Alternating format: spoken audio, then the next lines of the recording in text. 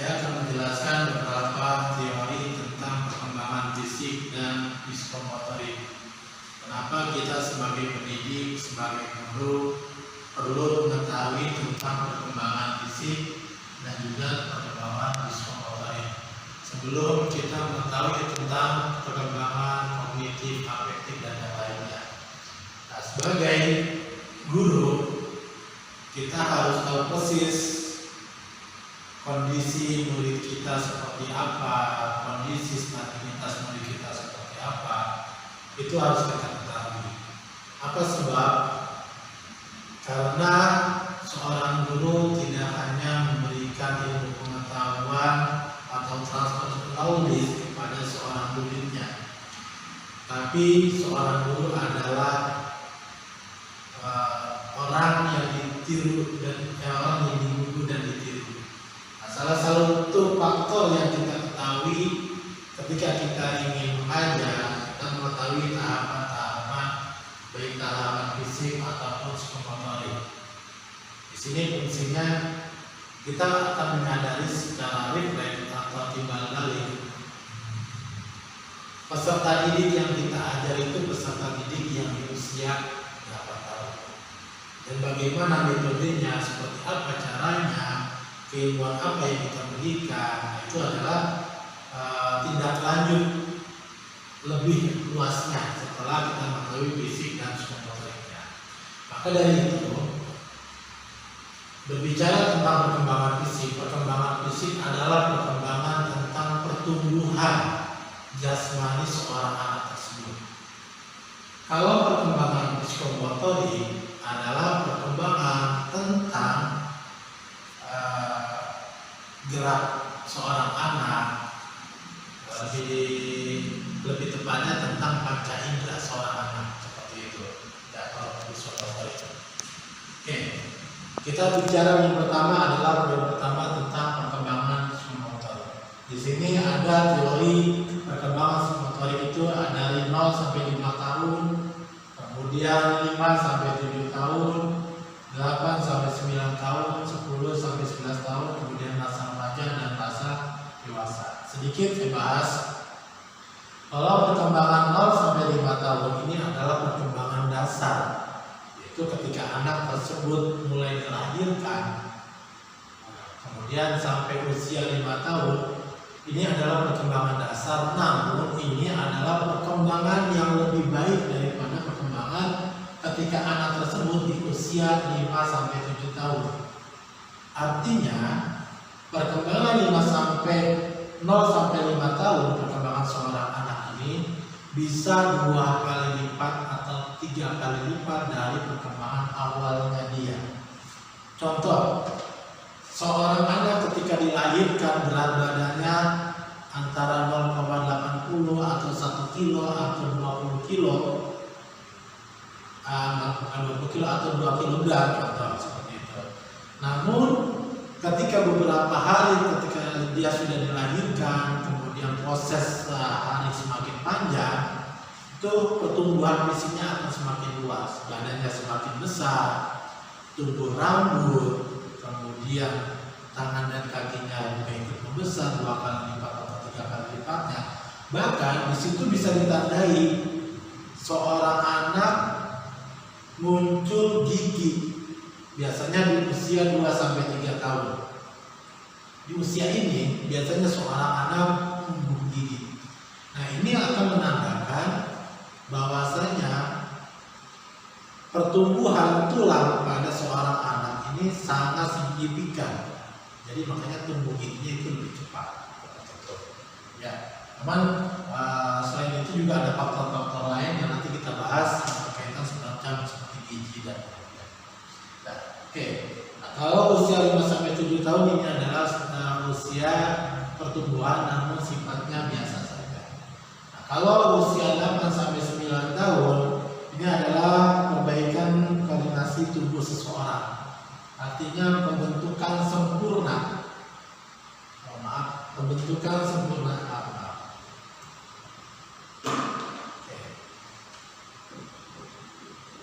Sempurna.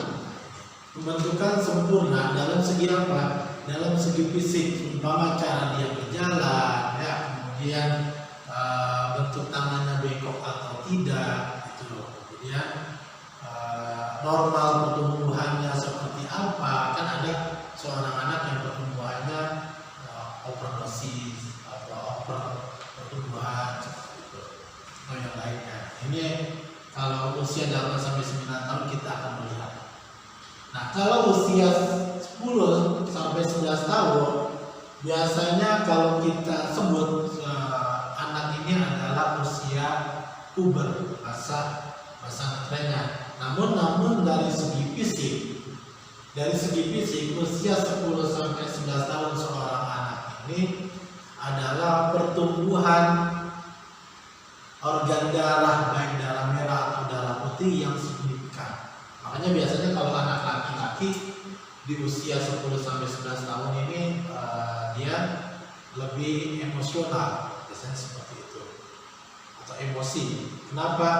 Karena biasanya usia 10 sampai 11 tahun ini puncak-puncaknya perkembangan darah tersebut. Begitu juga seorang wanita, tapi kalau seorang wanita biasanya lebih dari 11 tahun, bisa jadi di usia 12 tahunan seorang wanita itu biasa mengalami haid pertama, gitu. Ya, mengalami haid pertama itu menandakan meledaknya sel darah atau pertumbuhan fisik di dalam diri seorang wanita tersebut. Gitu. Nah, masa remaja ini adalah masa perkembangan karakter seorang. Gitu. Artinya perkembangan ini bisa jadi karakter dalam segi keinginan batiniahnya dia, contohnya seperti itu. Biasa kalau masa remaja segi fisiknya ditandai dengan pertumbuhan keinginan seksual, makanya seperti itu. Nah, kalau masa dewasa ini adalah masa akhir. Masa akhir artinya segi fisiknya seseorang itu masih bisa tumbuh lagi atau tidak. Itu biasanya masa dewasa. Nah, masa dewasa ini tidak ditentukan seseorang itu masa dewasanya seperti apa. Karena ada pemahaman lain, seorang laki-laki contohnya dia akan mengalami puber kedua, bisa jadi seperti itu. Namun dari segi fisik dan kemudian masa dewasa dan masa remaja ini tidak ditentukan kapan mulainya. Biasanya orang-orang menganggap masa remaja dan masa dewasa ini ketika orang tersebut berusia di atas 17 tahun, gitu. Bahkan 18 tahun, tergantung siklus daerahnya. Kalau di Indonesia rata-rata menganggap itu usia 18 tahun. Tapi kalau orang-orang Timur Tengah, mereka menganggap usia remaja itu mulai dari usia 17 tahun seperti itu. Nah, kemudian yang selanjutnya adalah kita berbicara tentang perkembangan psikomotorik. Psikomotorik tadi sudah saya katakan ini berkaitan tentang karakteristiknya seseorang, baik emosionalnya, pemahaman dari segi panca inderanya, baik pendengaran, berbicara, merasa, ya, itu adalah perkembangan psikomotorik. Nah, kalau perkembangan psikomotorik sendiri, sebuah teori menandakan seperti ini. Seorang anak ketika dia usia 3 tahun, salah satu panca inderanya atau perkembangan psikomotoriknya, seorang anak ini bisa melompat antara sampai 15 sampai 24 inci. Dan karena ini diambil dari teorinya kalau nggak salah Piaget. Ya, orang Barat itu segi ukuran biasanya diukur dari segi inci. Gitu. Nah, kalau segi 15 sampai 24 inci itu sekitar seginian, ya, atau dari ujung kita sampai sini biasanya segituan.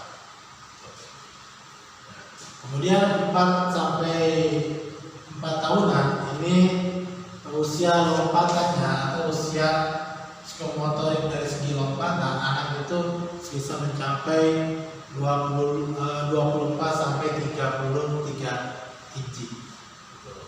Nah, kalau yang minimal tahunan biasanya ditandai perkembangan motoriknya anak ini lompatannya antara 28 sampai dengan 36 inci. Cuman bedanya kalau yang usia 5 tahun ini biasanya dari segi perkembangan motorik yang berupa lompatan, anak ini tanpa perlu bantuan.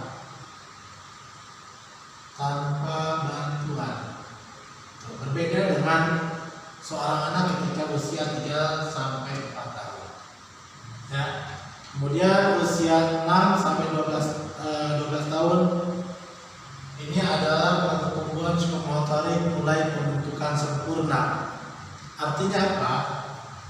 Dalam pertumbuhan 6 sampai 12 tahun seorang anak ini dia sudah bisa menolong dirinya sendiri. Artinya tidak lagi perlu bantuan, berbeda seperti anak itu ketika usia 5 tahun. Itu yang pertama. Yang kedua, seorang anak ini sudah dapat menolong orang lain. Itu. Dan yang ketiga, perkembangan psikomotorik baik segi panca inderanya ini adalah mulai penangkapan yang konkret. Nah, ada segi yang kelima adalah segi remaja. Segi remaja ini bagi seorang anak pertumbuhan psikomotoriknya adalah mensempurnakan hal tersebut. Contoh, dalam segi psikomotorik khususnya bidang olahraga. Kalau seorang anak sering melatihnya, maka pembentukan psikomotoriknya akan semakin sempurna. Nah, kalau segi dewasa, ini adalah akhir dari pertumbuhan psikomotorik. Artinya hanya mengulang-ulang perbuatan seperti itu aja. Ini berbicara tentang perkembangan fisik dan psikomotorik. Namun di sisi lain, untuk pertumbuhan yang signifikan baik pertumbuhan fisik dan psikomotorik ada 11 poin yang kita pahami, yaitu faktor yang mempengaruhi perkembangan fisik dan psikomotorik. Ada 11 poin. Satu, keturunan. Bisa jadi orang tuanya berbadan tinggi, ayah dan ibunya berbadan tinggi, kemudian anaknya juga badannya bisa jadi seperti itu. Atau salah satu dari ayah dan ibunya bisa jadi. Yang kedua, gizi. Gizi ini asupan nutrisi. Kita pernah sering membaca berita di Afrika sana ada anak-anak yang terlantar yang berat badannya, seorang anak yang ketika usia sudah 5 tahun, 6 tahun, tapi berat badannya hanya 2 kilo, 3 kilo, atau 5 kilogram. Nah, itu faktor gizi sebenarnya, kekurangan nutrisi gizinya. Nah, makanya ini sangat mempengaruhi gizi. Dari segi makanan sehat itu sangat dominan untuk perkembangan fisik dan psikomotorik seorang anak. Kemudian emosional. Emosional ini contohnya seperti emosi, tapi emosional adalah bukan emosi, tapi emosional adalah ketenangan batiniahnya dia. Kita bisa lihat biasanya kalau anak atau seseorang yang bahkan dewasa sekalipun ketika emosionalnya terganggu, kemudian orang tersebut dalam keadaan tidur, biasanya tidurnya nggak tenang. Bisa jadi contoh seperti sering menggigit giginya, menggigit gigi ketika dia posisi dia tidur, dia nggak sadar seperti itu sebenarnya emosionalnya dia. Kemudian jenis kelamin. Nah, memang kalau jenis kelamin kita identik biasanya antara laki-laki dan perempuan itu berbeda. Biasanya laki-laki ini pertumbuhannya lebih cepat daripada perempuan kalau bicara tentang fisik dan psikomotorik gitu. Nah, kemudian sosial ekonomi ini juga akan mempengaruhi, karena ini pertumbuhan psikomotorik dan fisik itu akan menekan daya kognitifnya dia gitu. Kemudian bentuk tubuh ini sangat menandakan bahwasanya seorang anak ketika pertumbuhan psikomotorik dan fisiknya lebih luas atau psikomotoriknya lebih luas, biasanya bentuk tubuhnya dia akan semakin dewasa. Gitu. Walaupun memang tidak menjadi patokan orang yang berbadan besar itu lebih dewasa, tidak patokan seperti itu. Namun di sisi lain banyak survei mengatakan terkadang bentuk tubuh itu sangat mempengaruhi untuk pertumbuhan psikomotorik seseorang. Dan kesehatan ini jelas sistem saraf. Nah ini sistem saraf tidak jauh bedanya dengan sosial ekonomi atau bicara tentang kemampuan kognitif. Ini nanti arahnya ke kognitif sebenarnya, termasuk pertumbuhan otot, keterampilan deduktif. Ini tiga hal ini sebenarnya nanti akan mengarah kepada kemampuan kognitif seseorang, baik kognitif, afektif. Nah, cuman di sisi lain ini berkaitan tentang psikomotorik seseorang. Oke, mulai adalah struktur jasmani. Ini tidak jauh beda dengan jasmani jenis kelamin seseorang. Struktur jasmani ini akan mempengaruhi pertumbuhan fisik dan psikomotorik. Artinya seseorang tersebut sering dilatih atau tidaknya untuk kemajuan fisik dan psikomotoriknya. Poin yang terakhir yaitu adalah perkembangan karakteristik fisik dan psikomotorik. Perkembangan, kalau tadi kita bicara tentang faktor,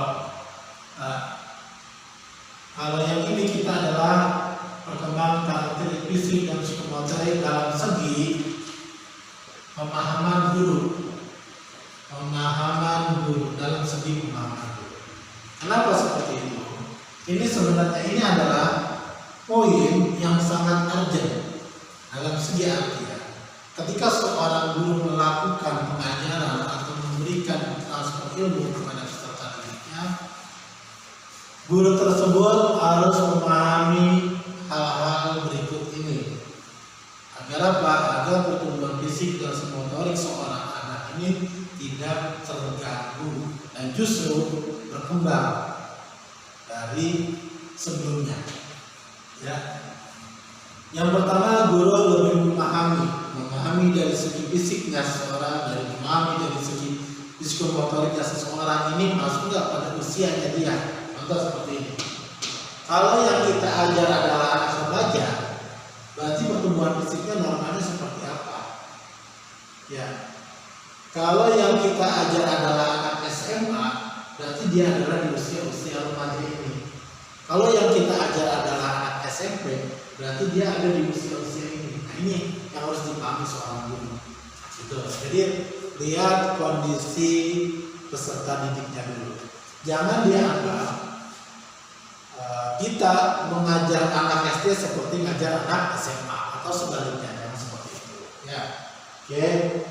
Ini yang pertama. Yang kedua adalah guru dan orang tua mengingatkan makanan yang bergizi. Biasanya kalau di sekolah mungkin bisa terkontrol, disediakannya kantin sehat seperti itu. Nah kalau di rumah biasanya dua orang tua harus bisa memahami jam sarapan anak itu jam berapa. Jangan jadikan jam sarapan itu jam makan siang atau sebaliknya, biasanya seperti itu. Karena itu sangat urgent ya, sangat penting untuk pertumbuhan anak. Kemudian media pembelajarannya sesuai dengan anak. Contoh gini, guru mengajar fisika, ngajar anak SD yang usianya baru 8 tahun atau bisa kita sebut baru kelas 2 SD. Nah, tapi media yang digunakan guru adalah media berbahaya seperti untuk praktek fisika. Nah, ini harus bisa dipahami juga oleh guru, jangan sampai salah alamat gitu, bahasa kasar dan bahasa sepertinya. Kemudian pemberian stimulus. Nah, ini kalau ada stimulus berarti ada respon. Guru itu cukup memberikan stimulus kepada siapa? Kepada peserta didik, dan peserta didik ialah yang meresponnya paling enggak sesuai enggak apa yang diberikan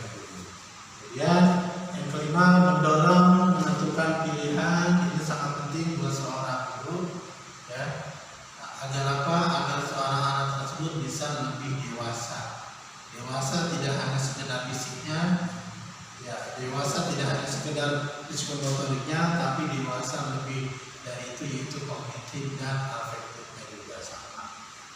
Kemudian lingkungan ini juga sangat penting buat seorang guru memahami bagaimana lingkungan ini menjadi wadah untuk pertumbuhan psikomotorik dan fisik seorang anak. Ya, mungkin itu aja yang bisa saya sampaikan. Terima kasih atas waktunya, atas perhatiannya.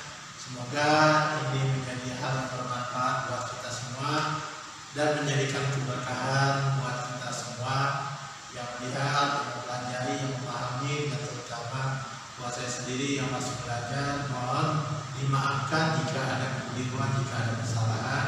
Saya Eri, Wassalamualaikum warahmatullahi wabarakatuh.